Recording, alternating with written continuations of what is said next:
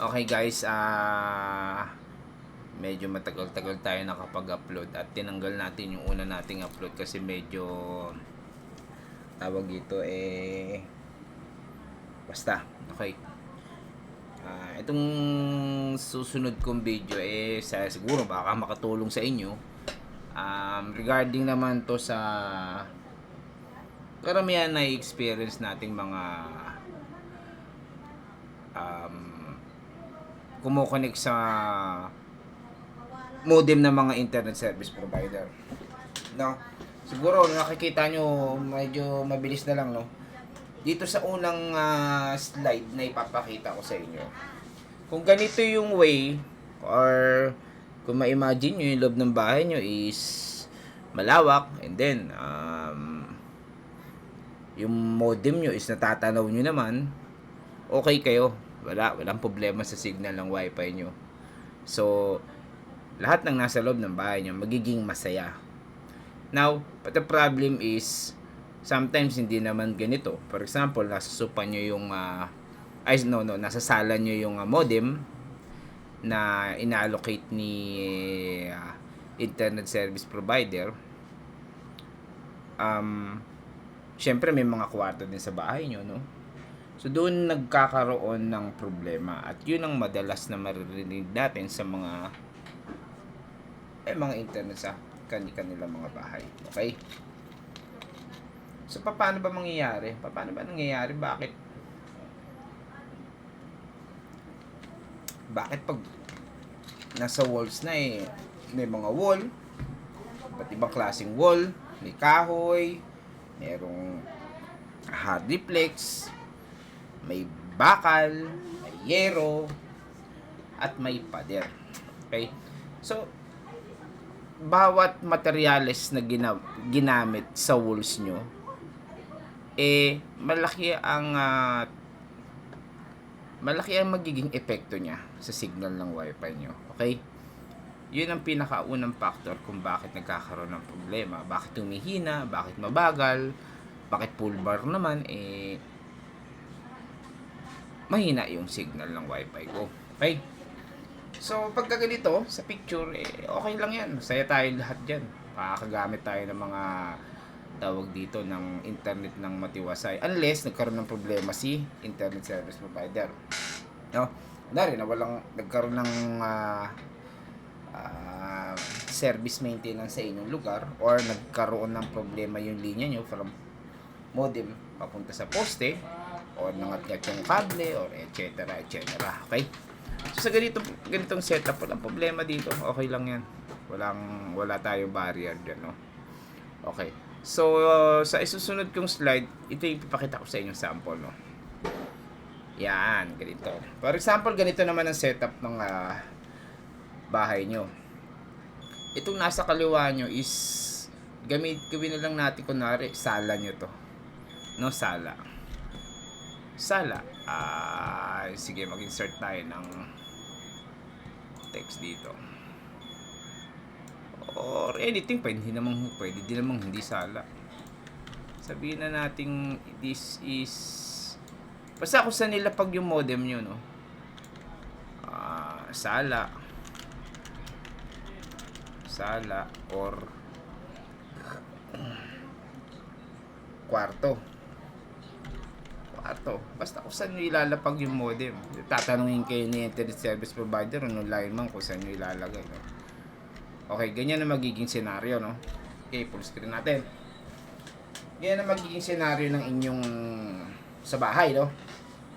So, itong mga tawag dito, itong mga nandirito sa kaliwa, silang problema sa signal ng wifi nila. Kasi bakit kamo? Tanong nila yun Tanong nila yung modem. Kita nila yung modem. Line of sight nila, which is ilang hakbang lang naman yan, makikita na nila. Ang problema, itong mga dalawang nasa kabila. Itong dalawa. Kasi, nagkaroon na ng harang sa gitna. Nagkaroon na ng barrier. Yung signal ng wifi, papunta rito sa kabila, may humarang na sa gitna. Now, sa experience namin, malaki epekto niyan kung ano yung nakaharang sa gitna. For example, ang bahay nyo naman is ang wall nyo hindi naman solid na bato, pwede ding yero, pwede ding hardiplex, or yung ano bang tawag doon, yung board na chok? Ano?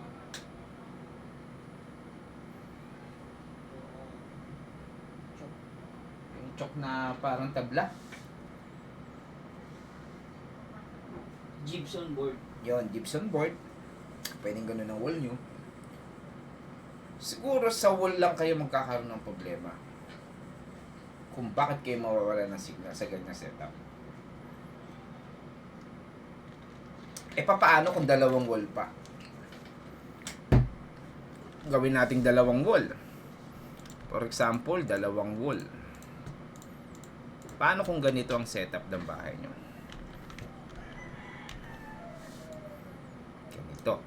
Ganito na siya kalala.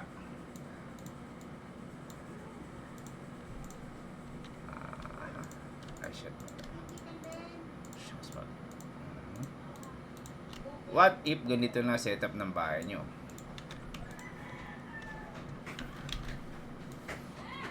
Okay? Paano kung ganyan na yung setup ng bahay nyo? Yung signal nito, panigurado, oops, natin. Yung signal nitong modem, panigurado, itong gitna pa lang. Kung ang wall nyo is bato, magkakaroon na kayo ng problema, no? Now, paano pa tong dalawang to? Okay? Meron, paano masusolusyonan yung ganitong mga pamamaraan na para umabot sa kabilang dulo? Maraming ways, maraming klase ng application, paano mo mapapaganda yung tawag dito, yung signal na pinoprovide ng modem sa bahay nyo, sa bahay o sa office, kung saan nyo man siya ina-apply, no?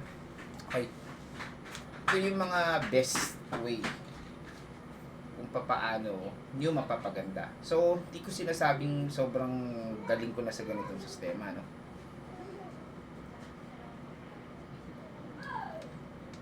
Ito lang yung na-experience ko para mas mapaganda yung signal o coverage ng Wi-Fi sa loob ng inyong bahay. Okay. Ito yung isang pinakamadali. Ito ang pinakamadaling pamamaraan. Bago pa lang kayo mag-apply, make sure na i-move nyo na to sa gitna ng bahay nyo.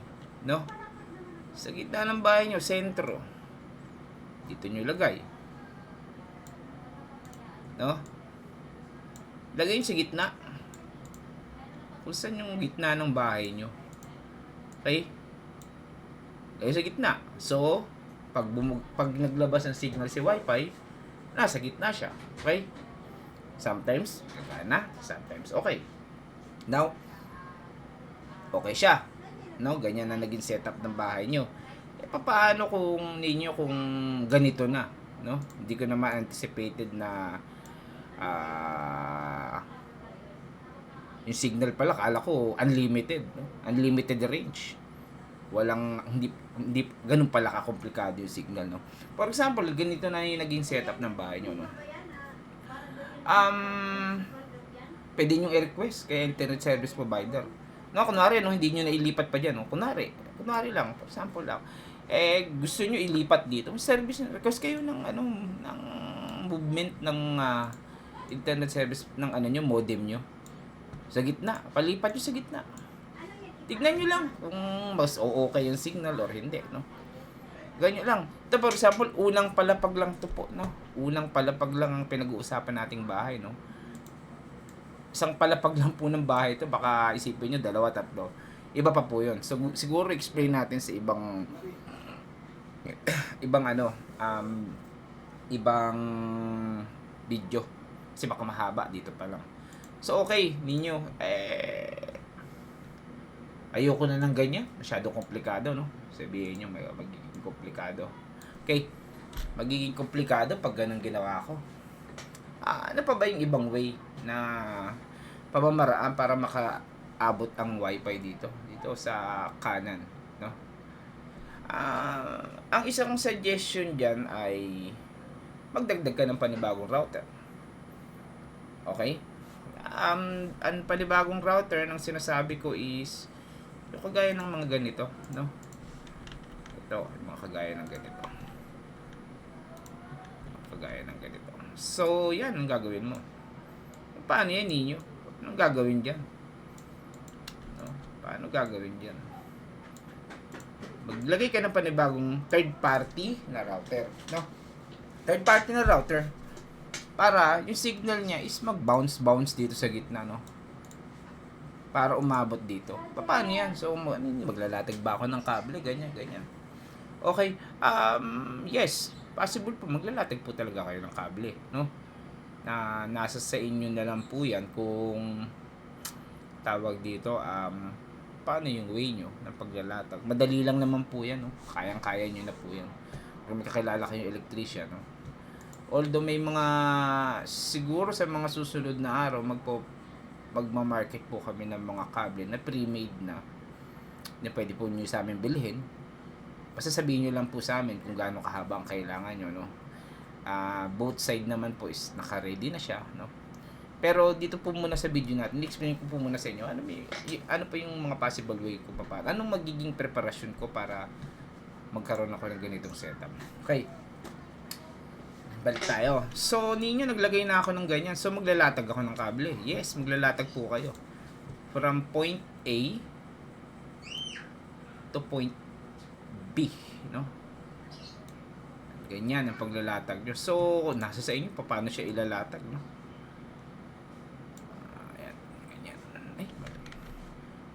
So, makikita nyo po yan. Gawin natin 20 point. Ay, mali. Hindi pala. Yung line niya ay iyan. Kapala natin. Ay, mali. Mali ang direction pala. Sorry guys. Mali. So, dapat pa ganyan. Yung arrow papunta sa baba. Kasi, dyan kukonek eh. Okay? Ay, mali ulit. Yan. Okay? So, ganyan ang magiging connection. No? Maglalatag kayo ng LAN cable. So, ano ba itsura nung ilalatag ko ninyo? UTP cable. Yung ganito po.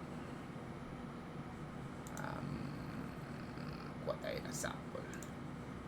Yung ganito.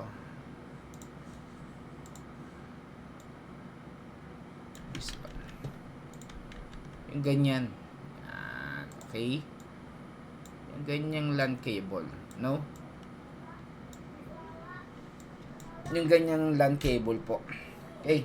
So, ganyan na magiging setup ng bahay nyo kung may problema kayo sa signal ng wifi, no? Okay.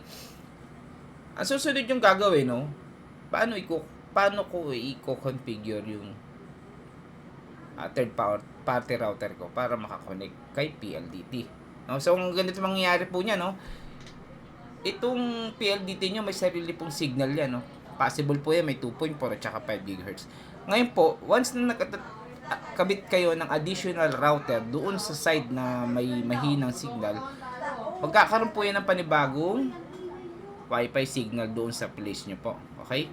Pagiging parang dalawa na po. Unless may mga kapitbahay kayo na may mga modem din, maaari po masagap din na mga kapitbahay nyo maaaring masagap din nyo po yung signal ng kapitbahay nyo. Okay? So, ganyan po magiging sistema nya. Okay? Ang mangyayari po sa setup na yan, no? Itong aparato po na to, so i-designate nyo po niya kung saan nyo po siya ilalagay. May adapter din po yan, meron din pong kable na katulad po nito.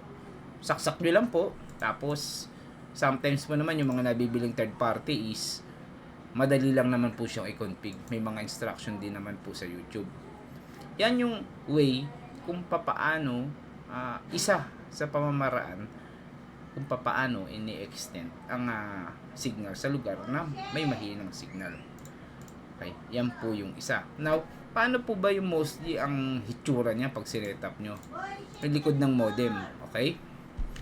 So, dito po, sa slide 1 ko, Yan, ganyan po ang magiging setup niya, no? Pag bumili po kayo nun, third party router, sabi na link po natin ito siya, no? So, ito po yung makikita nyo sa likuran ng modem nyo. Modem ng PLDT, Converge at Globe, no? Ganyan po magiging hitsura niya. At the same time, ito naman, marami po kasing kulay yan eh. So, wag nyo po sundin yung kulay, no? Doon po kayo magbase sa nang nakasulat sa ilalim. May LAN 1, LAN 2, LAN 3, LAN 4, no? Kasi si PLDT at saka si Converge, ang alam ko po may mga IPTV po sila. IPTV, yung mga signal, ganyan. Nagbo-broadcast din po sila ng mga stasyon through internet. Ito po ang ginagamit. Okay? Siguro po, hindi ko lang po alam kung meron. Okay, so, lagi niyo pong pagbabasihin yung LAN 1, LAN 2, LAN 3, at saka LAN 4. Okay? Nag-purchase po kayo ng third party router. For example, ito po. Sa likod naman po ng third party router, ganun din po. Pagbabasihan nyo lang po yung mga nakasulat sa ilalim.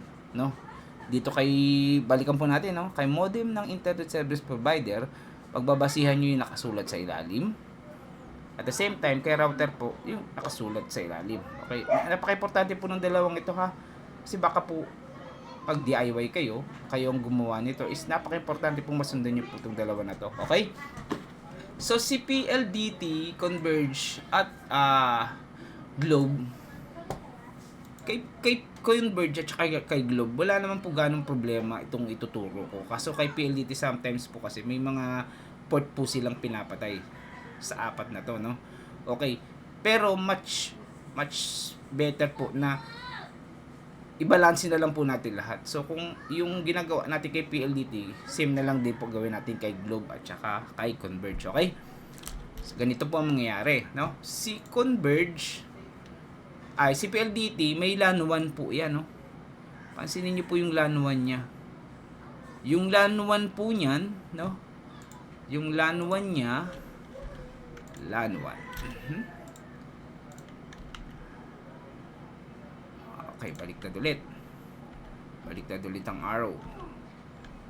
So, si LAN 1, okay, ganyan. Okay, ay, tabaan natin konti para nakikita nyo. Okay, yan. Okay, ngayon po, ganito magiging connection nya, no? Yung magkabilang dulo, dito. Okay. Dito naman si 1. Minsan po may LAN 1 din nakasulat yun. Kasi ganyan po itsura niya. Okay? Ano po yung kakabit yung kable dyan? Ito po yung kakabit yung kable dyan. Ito. Yung binili yung LAN cable or UTP cable, no? Yan po yung ilalagay nyo dyan. Okay? Ay, sa gets yung makikita nyo po yung dulo nyan. Lakihan ko. Yung dulo nyan, kakabit nyo dito sa LAN 1. Yung kabilang dulo naman po sa 1 nung modem, yung third party modem nyo. Okay po? Hindi po naman kayo naliligaw. Ganyan po dapat ang setup ng inyong internet. O ng inyong kable sa bahay. Pag ginawa nyo po yung ganitong klaseng setup. Okay?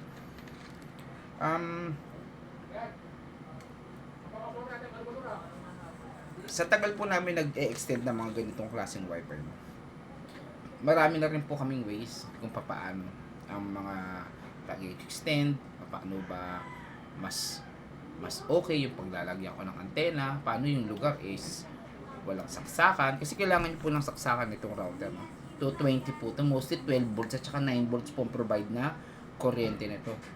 Sometimes po kasi may mga part ng place na gusto mong lagyan ng magandang signal pero wala pong saksakan. So, susunod na video po, idadagdag ko po yung mga additional ways pa para ma-extend yung signal dun sa place na gusto nyo, lalo na po dun sa mga lugar na talagang walang signal. At the same time, gusto nyo pong lagyan ng wifi signal. Okay po? Susunod na video po, tuturo ko po sa inyo yung mga yon. Maraming salamat po, i-share nyo na lang po at saka pa-subscribe na lang po, medyo madaming video po tayong ilalabas bago matapos tong taon na to. Maraming salamat po.